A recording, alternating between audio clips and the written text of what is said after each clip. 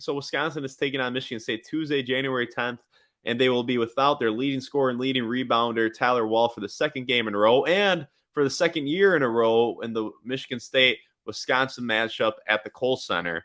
And that is huge, as Tyler Wahl is obviously the leading scorer and the leading rebounder, but he's their best defender, their most versatile defender, excellent on-ball defender, excellent post defender. Then offensively, he really stirs the drink for the Badgers. So other players will need to step up. And two people that come to mind, obviously, are Carter Gilmore and Marcus Ilver. Carter Gilmore is a guy who I think has it within him to do a lot more than what people have seen so far. He's skilled and he can shoot. I promise you, Gilmore can really shoot the ball, but it's all mental for him. And then Marcus Ilver, he looks the part, his athleticism, his highlight reel dunks, his warm-up dunks, his three-point shot, his skills.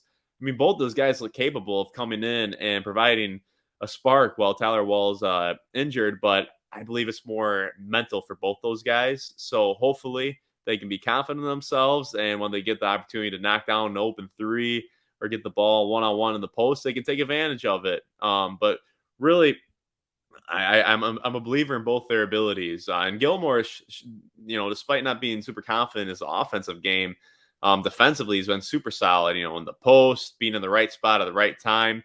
So both those guys are going to need to have big games, and then obviously you need Chucky and Crowell, two of the big three. With Wahl being the third. They got to step it up. The entire team has to step it up. Against Illinois, they played bad with or without Wahl. They just were not playing well. They were shooting bad. I believe 8 of 29 from three.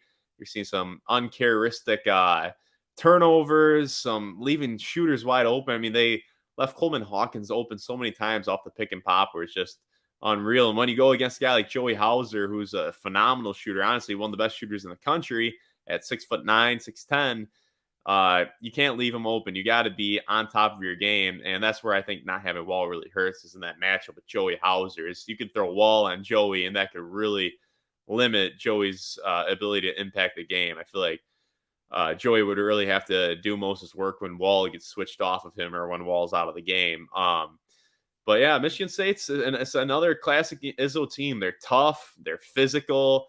The sum is probably greater than the parts, but despite me saying that, I mean, if you look at their roster, they have a bunch of top 100 guys in their top 100 guys in the rotation, and their leading scorer is mid-major transfer, I believe, from Northeastern, Tyson Walker. Yeah, really. He can fill it up in a hurry. And I think that's a matchup that is favorable for Chucky, because if he's guarding Chucky with Chucky's broad shoulders and core strength, Chucky can take advantage of that. And kind of in that second half against Illinois, he really took the ball into the paint and got a little closer to the hoop. I mean, Chucky's been one of the best shooters in the country in his own right from three. He's around 50% right now.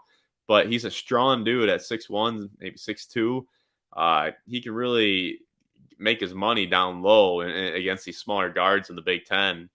Use that strength, use that size, and get some easier baskets, especially when the team's missing as a whole. You want to get closer baskets to the hoop. So overall, I think this will be a highly competitive game. Michigan State, like I said, a very solid team, very classic Izzo team. I think it'll be a similar team to last year. Obviously, they won't have Bingham, no Gabe Brown, no Christie, but I think this is a very classic Michigan State team. They're going to be a tournament team. They'll be a threat to make a run in the tournament. I do think Wisconsin has the better team with Wahl, but without Wahl, I'm going to give the edge to Michigan State. My prediction for the game is I think it'll be a competitive game. I think it'll go down to the wire, but I'm going to give the edge to Michigan State. And for Badger fans, unfortunately, this is the second year in a row where, Joey Hauser and Tom Izzo get to go to the Kohl Center and not have to deal with Tyler Wahl. I mean, that makes a huge difference. And obviously, Michigan State, it's not going to feel bad for Wisconsin, and they're going to come out ready to go. It should be a good game. I imagine Wisconsin, especially on the defensive side, really shore itself up and improve from the last game. But yeah, I would say Wisconsin will play better than they did against Illinois. This is my prediction. Who knows? But I think Wisconsin will play better. But I don't think it'll be enough without Wahl. So I'll give Michigan State the edge. But we'll have to see. Guys can step up for Wisconsin. If they can get, an interesting thought is if Wisconsin can win this game without Wall and get Wall back soon, I mean, what valuable experience for Gilmore and Ilver and Hodges too to get those minutes. And then hopefully, when Wall comes back, you can get more production from them going forward in the future. Or hopefully, looking at the bright side of things, this additional experience could be beneficial come March. So should be a fun game. Looking forward to it. And if you are new to this channel, make sure to subscribe. I'll be breaking down a lot of Big Ten, Wisconsin, all college basketball content. So make sure to hit that subscribe button. And thanks for watching the video.